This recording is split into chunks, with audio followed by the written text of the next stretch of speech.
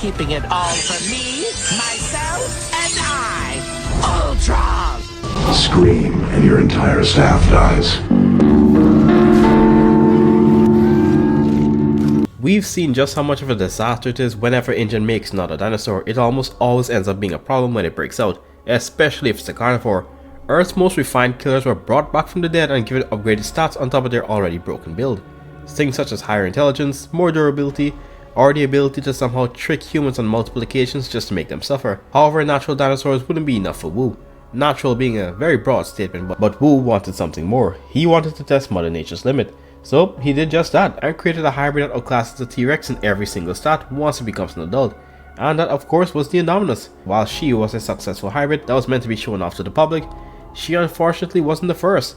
She was the first successful hybrid made, but before her were atrocities that should have just been euthanized so they could experience peace. Whether it was a hybrid that just got random seizures without any warning and feels the need to kill everything that moves, to a vengeful crash out whose hate for humanity can only be rivaled by AM himself. In today's video we're going to be looking at the flawed dinosaurs of the Jurassic franchise that honestly deserved better, and it would have benefited both them and us if they were just never made. If you want to leave any suggestions of your own, then join the Discord.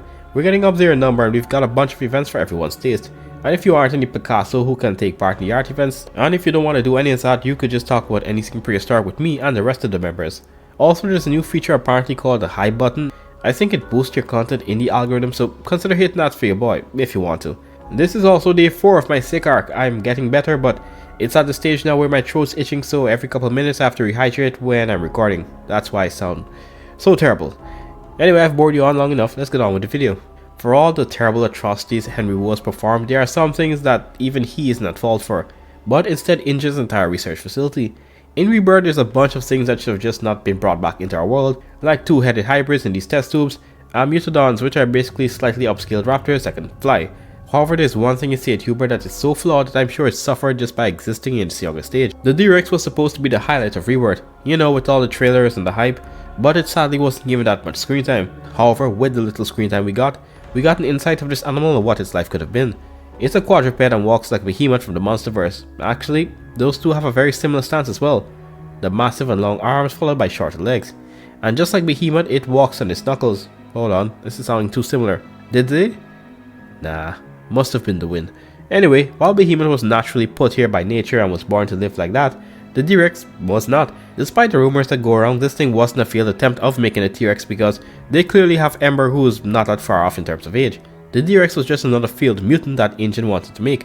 Like Wu with his hybrids, they wanted to make more and more until they finally got it right.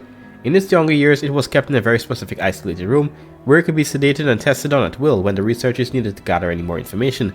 But everything changed with the Snicker Nation attack, which caused an electrical issue with the doors leading to its escape. Where it then caught this guy. Unlike normal dinosaurs that think, oh, food, I'll just kill it. This one stood behind the guy for a good amount of time, almost as though it was aura farming. It may be a stretch, but it seemed to be purposely making the man terrified, and when he was on the brink, it just grabbed him and then took him away. This is some sadistic stuff right here. It isn't enough to kill someone, it has to make them terrified before it does it. And with the D-Rex now on the loose, the island was abandoned and it was free to roam as a juvie. Its overall structure is very confusing. It's very top heavy, although I suppose the main arms help with that. But it actually has another pair of small arms that actually have good mobility, as we see with Williams and deservedly Martin at the end, where it does this weird thing again by stalling its kill, building that fear factor before finally biting the guy in half. Its Megamind-like head is a result of, I don't know to be honest, probably a mixture of different theropods could have caused such a unique shape. But similarly to Wu's failed hybrids, breeding issues would be a concern. Its skull is shaped like a pug, and while its jaws are capable of easily crunching a human, it's unsure as to if it would be that effective when it comes to something its own size, is what I would say if I didn't see that it pierced a helicopter. The pure force of that thing's jaw was crushing the aircraft like a tin can deep under the ocean. I'd have to imagine that this thing had some issues or growth related problems like persons with disabilities. As kids or younger stages, a lot of people would struggle getting used to their body and how they could get around and more stuff. But in teenage years or adults, some people can get totally comfortable with their disability and move as though it doesn't even affect them. The D-Rex likely had a similar life because having tons of pressure forced on your knuckles and delayed breathing from the build would be a rough life as a juvenile, but as an adult we see it operating perfectly fine without any pain, or at least it hides it pretty well, to the point where it can just grab helicopters out of the air. But still, I'm sure this thing is in some amount of pain even as an adult, and who knows what it had to go through as a juvenile. But speaking of things that were tortured as juveniles, Asset 87 has one of the worst backstories of any theropod in the franchise. Yes, I know he isn't a mutant or a hybrid. There was a running saying where people were saying he was, but he isn't. However, just because he isn't an amalgamation like the rest of them, doesn't make his existence any more natural. He has something that almost no other animal in this franchise has or has displayed to this extent, and that is the blatant hatred for the human race. Yeah, I get that he's this super strong son that kills T-Rexes of the franchise, and that's one of the best durability here, but why is he in particular so aggressive? Like, there isn't any calm moment. Any theropod his size instantly is getting charged, and God forbid you are human. Even if it affects his own health, he will travel to the ends of the earth to find and kill you. He can be malicious with it too. He stood behind Grant and Eric until they knew he was there.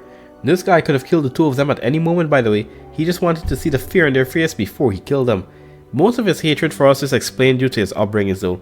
He was constantly prodded and tested on as a juvenile and then abandoned and left to die as a juvie, or a sub-adult on the park with wild Rexes and Raptors set loose. And in a cutscene from the movie, Acid 87's child was killed by the mercenaries as they came on the island.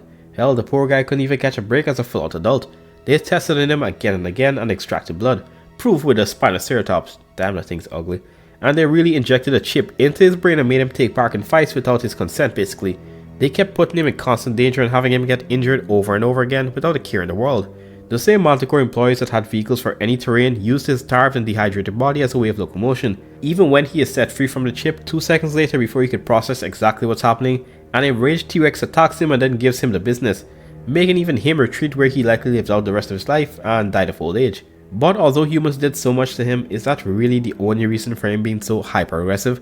I really think that some other gene was put into this guy to make him a literal crash out. On well, anything. Even if it's clear that he'll get hurt in the process. Could it be bull shark DNA or some other aggressive animal? Who knows. But while he chooses to crash out because he is just aggressive, Wu's first hybrid has to crash out or it will literally go insane. A faulty respiratory system, tumors all around the body, random seizures without a heads up, and an unusual fascination to fire is what the Scorpius Rex has to deal with. Without a doubt, the dinosaur that lives with the most amount of pain constantly is this thing. The D-Rex build has nothing on this. This dinosaur is actually bipolar. Wu said himself that one moment it could be calm, and the next just launches an attack. Wu found himself getting jumped by it when it suddenly escaped, and injected him with one of those venomous quills which are laced with scorpion fish venom. However, the sheer dosage and slight difference from the genes from the actual fish makes the venom so deadly that unless antivenom is given within a few hours, there's an almost 100% death rate. While most of the animals, even the ones that seemingly kill for sport, at least take a break sometimes, this thing has to kill unless it sees no more movement. Something in this brain doesn't allow this thing to get peace unless everything is still. For example, it just hopped from para to para when the herd was stampeding, and with Yaz, it didn't attack her at first, it just watches her, almost with fascination.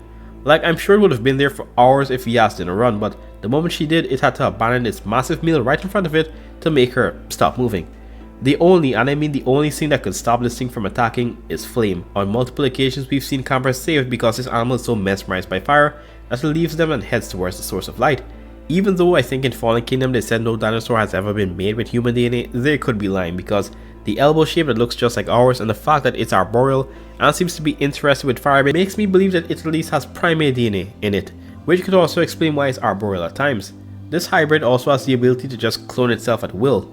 However, its mind is so messed up by the genes of all the animals crammed into it that the parent and offspring just see each other as targets and attack each other. Thankfully, the first two were killed before they could multiply, which also granted the poor things rest at last from their miserable life. There are 3 more dinosaurs I want to put on the list, but I'm crunched for time and I have to go grab some medicine, so sometime next month I will make a part 2 to continue this.